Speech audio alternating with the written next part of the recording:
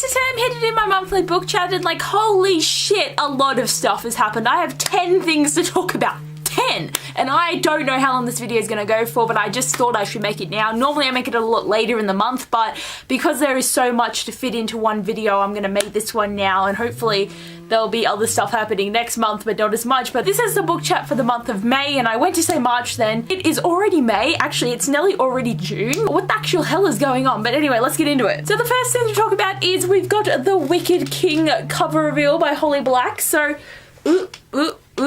which way? There we go, there we go, there you go. You can see it because I'm too lazy to do anything else, but I like using the iPad, it's fun. But it's in the water, there's a crown. The titles for this series were always out, but we actually have finally got a cover and it's quite nice. I have to admit, it's quite nice. The next one is really exciting, but it is... Oh, that didn't reveal very well. There we go. King of Scars by Lee Bardugo. And all her other covers are so dark, so to have this just really gold cover is really great. And if you didn't know, I am excited for this book because Nikolai was the best thing about the Shadow and Bone trilogy besides the Darkling. If he could have his own series, I'd love it, but that's not gonna happen. Six of Crows was amazing, so I knew I was gonna read this book, and it's been coming for so many years, and we're finally getting the book. And you know what else is exciting is Nina is gonna have a point of view in this book. Like Nina from Six of Crows, like Nina! I'm just beyond excited because I hoped that Nina and Nikolai's characters might be paired up, you know, like they might have some adventures. Oh, I'm so keen, yet I know it's going to be very devastating for Nina, but I'm so keen. I can't wait. The last cover reveal we've got is Arch Enemies! This is by Marissa Meyer. You can see it. Look at them, all beautiful, and there's people, like what's going on? There's this weird ghost thing. Oh, I know who that character is, but there's all these weird stuff. There's towers, it's all red. Arch Enemies, like, it's beautiful. Like, this got released just today, and this tipped me to 10 things, and I'm like, I have to talk about this stuff right now, but yay! The only annoying thing is that Renegades is being turned into a trilogy, like every other damn book series that's out at the moment, because I was really excited because I'm thinking, yeah, I'll be able to finish 20 series this year because there is a lot of duologies and trilogies ending. But literally every single duology has been changed into a trilogy, and every single trilogy has been changed into a quartet.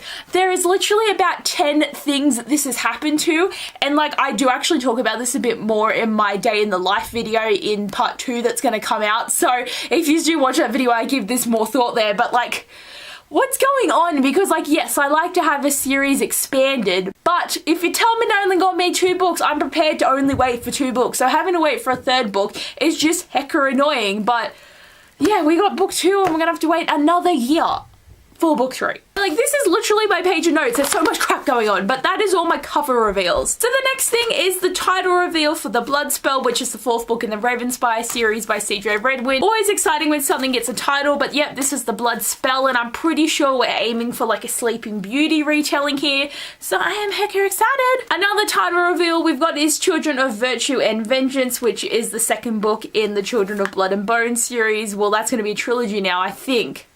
It could be a series, I'm not actually sure, but that is by Tommy Adeyemi, so we've got a title for that, which was released pretty much as soon as the 1st book came out, but it's interesting to keep the children thing going, and you know, Virtue and Vengeance, like, love it. Something annoying is On the Come Up by Angie Thomas has been pushed back to February 5th, 2019. It was meant to come out earlier this month, but it got pushed back, and I'm kind of annoyed because The Hate You Give was great. I wanted to read her next book, and she had the title, she had the story, she had it all happening.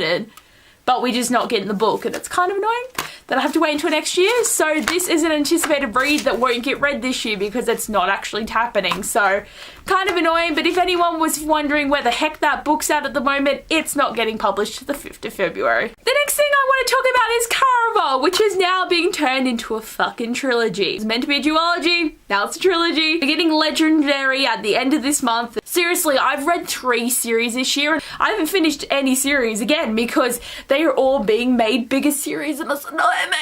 And another thing too is, you know of the author CJ Redwin, who is writing 1,000 Perfect Notes. I just found out today that she is writing and getting published another book that is going to be out in April 2019. The book's called The Boy Who Steals Houses, and I'm really excited because CG Drews is one of the best reviewers out there, like honestly one of the best reviewers, and I'm so excited for 1,000 Perfect Notes. It's coming out next month. I'm gonna read it. I'm really keen, but to know that she is already writing another book, like she was sharing snippets for this book like a couple of months ago, and it was very exciting, but she was just, you know, having a fun time writing. But she reads so quickly and she writes so quickly, so to actually see that she's getting another book out there, it's definitely gonna be on my radar for next year. But I'm just so excited. She's just a great person and I can't wait to read her writing. So the next thing I want to talk about is the fact that Sarah J Maas is going to be writing an adult series called Crescent City. And my one question, is it about werewolves? Or are we going to somehow be about Fae again? Because damn, she has a lot of Fae, but it's just the way they're talking about these weird ass creatures that walk around in the night and they're half beast and half human. Is it a werewolf? It's called Crescent City. And the thing too is, like, so Throne of Glass and Akata are her young adult series and they are pretty adult. Does it just mean that her characters are going to be like 24 and not babies? Is that what's happening here? Like, is it actually going to be written differently? Like, I'm really excited to see Sarah J Maas write a new series, not based on the greater universe of Throne of Glass and the Akata series right now, but I hope it's not too adult, because seriously, like, her series now are like too adult. So I don't know how I'm going to feel about it, but I am excited to get into it. So I've left the last to talk about the next trilogy and the Akata series, because this could be spoilers for you guys. So if you haven't read all of the Akata books, including the novella, you should probably go away now. So I'll say thank you for watching this video. I hope you enjoyed, and you know, just don't let yourself be spoiled, because I'm just going to go into a bit of detail of my guesses of what these 3 books are going to be, because like this is my Sarah J Maas central place to talk. So let's get into it. Obviously book 4 is going to be about Nesta and Cassian, like that is our given with the chapter at the end of that book. I don't know if I want to read a book about Nesta, because she's just a bitch and she's dead inside and doesn't feel anything, and Cassian loves her so much. Why? And they're gonna go to like Illyrians and then she's gonna be like, oh my god, you're so cool and fit in and be like a queen or some shit. No, like I don't want to see her happy. That is so mean, but I honestly, she does not deserve it. Like, it's just so horrible how she's acting, and I'm just glad the Fairy was just like, nah bitch, get out my city, just leave. All you're doing is sleeping with people, drinking and living in a ghetto. Get out my city, we're trying to rebuild, move. I want to read this book for Cassian, because obviously the Illyrians are going to start rebelling and they're all going to be like, but I hope that we actually get some other Illyrian people in this book. We only ever know Rhys, Cassian and Azriel, like they're the only Illyrian warriors that we know, but hopefully we'll be able to see some others, and maybe some ones that are even more possessive of male, and just to see the difference between those guys that try to restrict themselves and then also have Nesta be like, bitch, and kill them. The next book I think is going to be about Maul, and I don't know if this is going to be like the 5th book or the 6th book, but you know, like I think there's going to be a thing about Maul and Eris and her dad and like that big conflict there, and I hope she just kills them. Like honestly, she needs to kill them.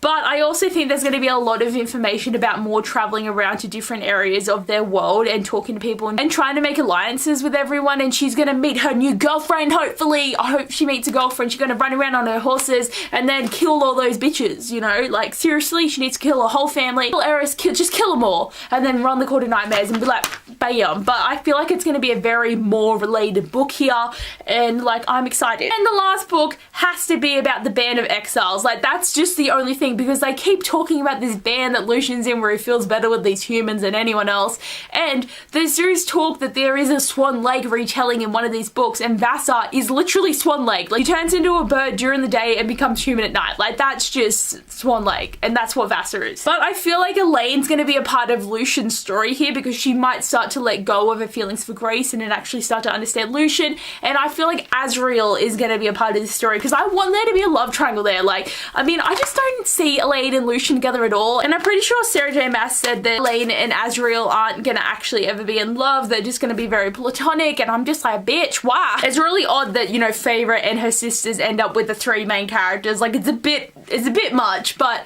it has to be like something there with like their stories, and it's going to be about making the alliances with the human world. And I feel like through all these different, like, you know, making the alliances with the Illyrians, making alliances with the people in the world, and making alliances with the humans, it's all going to work together to bring it. And then we have one more novella happening, and maybe they'll do like a century later thing, so we'll be able to see Faber and Reese's parents, we'll be able to see everyone happy and in love, and everyone just living in peace. And then aliens going to pop in like, bitch, and then that's going to be it. But anyway, guys, that is my very long book chat, and the longest one I've ever filmed, because most of the time it's very spread out, everything that occurs. But I guess there's just more books and stuff that I look at and look for. But anyway, guys, thanks for watching this video. I hope you enjoyed, and I'll see you guys later. Bye!